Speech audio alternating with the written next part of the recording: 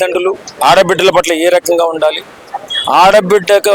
మన ఆడబిడ్డని కన్నెత్తి చూడటానికి కూడా భయపడాలి, ఎందుకంటే ఆ రకంగా ఉండాలా తల్లిదండ్రులు, తండ్రి అనేటటువంటి సీక్వెన్స్ ఒకటి.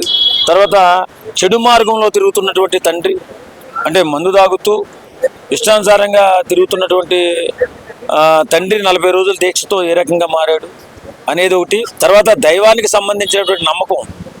ఆ సినిమా చూస్తున్నాను చెప్పు కూడా పడిపూజ చూస్తున్నట్టుంది. సినిమా చూసినట్లేదు, అద్భుతమైన పడిపూజ, ఒక దైవానుగ్రహంతో కూడినటువంటి ఒక మంచి పూజ చూస్తున్నట్టు అనిపించింది. మంచి డాన్సు, ఊపు, సరదా, చక్కగా, తర్వాత ఒక మంచి సందేశం. సో రెండిట్లో ఏ సినిమా నచ్చింది మీకు?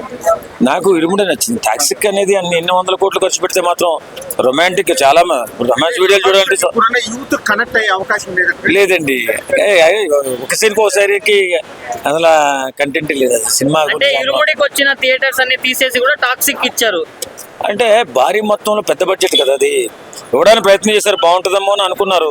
ప్రజల నుంచి వ్యతిరేకత వచ్చింది, ఎక్కువ బోల్డ్ కంటెంట్ ఉంది, చిరాకు ఆ సినిమా గురించి మాట్లాడాలి.